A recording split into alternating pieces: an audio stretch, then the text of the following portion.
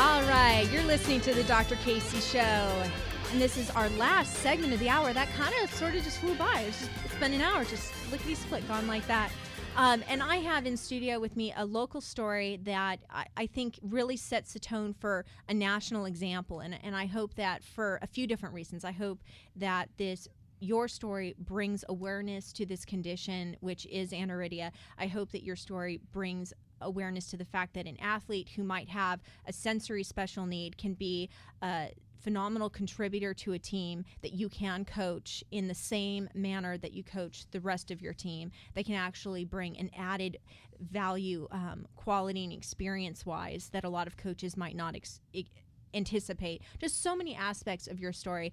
And I want to commend you for being so open and public about the way you all have gone about achieving such success that I went out and, well, we have a brand new element to the Dr. Casey Show.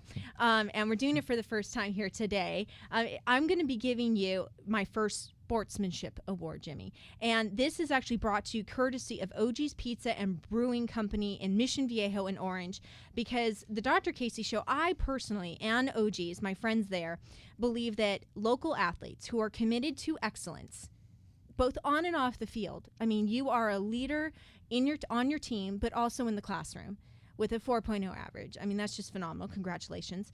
You're committed to your community. In my opinion, by sharing your story, you are changing the way that the common public would perceive and would understand an athlete with some limitations to sight. So that's just such bravery on your part. But also you're committed to your game because you have raised the bar for what your team has experienced, at this varsity level. So you deserve to be recognized. So this acknowledgement of a Sportsmanship Award, and you get to go and celebrate at Oggi's. All right. Nice. So congratulations. You are getting, that's what I'm talking about.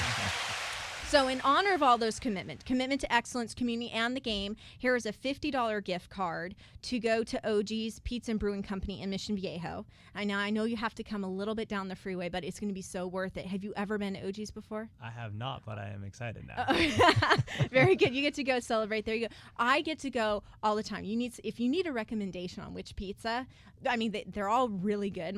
Do you like sausage and pepperoni? Yeah, that's okay. Pretty much everything works. All right. It's called the Lightning. All right. And it is so good. It's absolutely fabulous. So try the Lightning. And if you need any company, I'm there all the time. So you probably run into me when you're there. Go out, have a great time. You deserve it.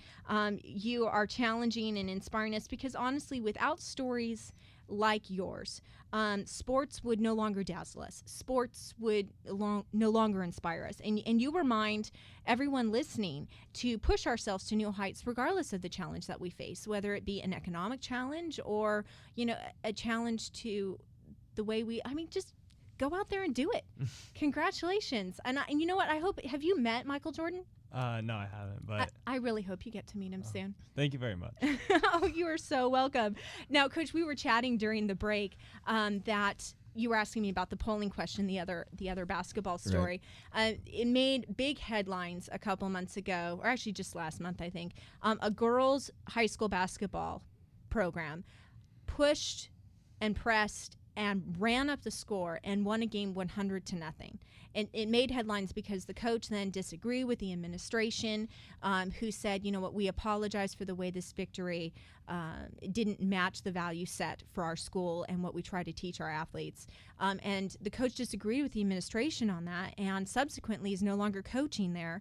The score was 100-0. And my polling question online right now is, should there be a mercy rule in high school sports? What do you think about that? Well, right now they do have a sort of a mercy rule in California where if you're up by 40 points in the fourth quarter, the clock runs. I like that. And, I mean, it's one of those things where the coaches have to have some ethics and they have to understand that it's just about the players and it's not about trying to get a record or trying to even getting the win. You got to just teach your kids to work hard and play hard. But running up a score and doing a situation like that is just not part of what I believe basketball is all about and sports in general. Now, let's say that your team is dominating just because you all are so good you can't help it.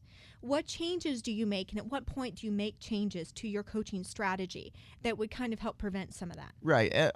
It's usually, it used to be like with the 20-point lead. Sometimes with the 3-point line, it might be a little bit more than 20 now.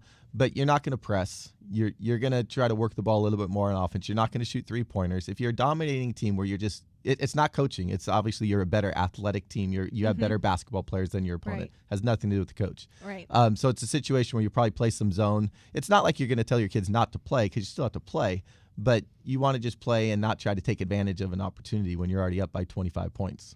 Now, let me play devil's advocate for a moment, because I agree with you on both the philosophy and the advice that you just gave. But a lot of coaches worry that if you train at one level and one speed, let's say, and then you make adjustments that take you out of your zone during a game in order to accommodate those changes and such, that you're actually reinforcing a speed and a tempo that you don't want to take to your next game.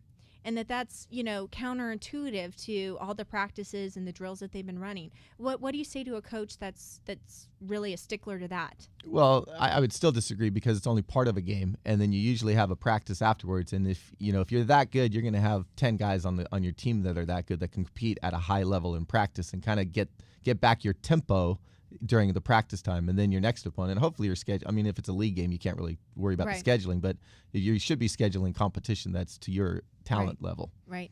Yeah, I think that's so important, because it's high school sports really should stand for more than just the outcome of the wins and losses. And how, I mean, it's been we're getting too far away from all of that. We're getting too far away from the sportsmanship and the work ethic and just, your teammates. I mean, how important has your experience in becoming who you are now through your high school? How much do you owe your teammates for the relationship aspect of being in sports, Jimmy? Well, my teammates have been great to me, and just we all developed a friendship over the season and over the years, and it's just a great thing that hopefully we're going to be able to hold on to. Oh, I'm sure you will. I'm sure, yeah, I'm absolutely sure you will. But, if we don't value those aspects, I mean, it's almost like we're crippling our young people as we send them off to college or are off to the real world of the workforce, Right. I mean, it's one of those situations where you got to think ahead and plan and it's not, the basketball is not going to be your career. I mean, a very, very few people are going to make a career in their professional sports, but it's, sports are a microcosm of life. It's all the things that you learn in sports that's going to teach you to be a good friend and to be a good father and to be a good family man. And then, down the road in your career, you're going to be successful. And basketball can teach you that. But if you're worried about basketball getting you money and being paid, you're probably not doing it for the right reason. And what does it do to our society then that those athletes took away the 100-0 victory message? I mean, what does that do? How does that impact the way that they interact with everyone for the rest of their lives? I mean, what message do you think we sent them? Right. Well, that's a difficult one. And sometimes, children and teenagers are put in a tough situation, whether it's maybe a parent that's not, all there, or a coach that's not doing the right things. And so they have to learn at some point that maybe, your parents or your authority figure might not be doing the right thing either. And they got to make those moral choices for themselves. And that's very difficult for a teenager to do. So, yes, so difficult. I mean, to expect them to be able to monitor the mentors. And it's unfortunate because, you do have parents that have some problems and maybe don't do the good parenting job that they can do. We're going to leave that for another show, Coach. Exactly. You both have been such a delight. You're welcome to come into the show anytime. Thank you so much for sharing the story, for humoring me with my questions. You were just, you handled it like a pro. You've been listening to the Dr. Casey Show here at AM 830. I'm on weekends from 2 to 3, and we're also streaming on the World Wide Web at am830.net, so you can hear us anywhere. If you want to get caught up again on any of the past shows, it's pretty easy to see the replay. Go to the drcaseyshow.com. It's all right there. Been such a pleasure, guys. Will you stay in touch and let us know how things go up there in Oregon? Yes, I will. All right. Thank you for having us. Yes, You're thank you. very welcome. This is Dr. Casey, and until we speak again, make all your performances and your life its most excellent. Bye-bye.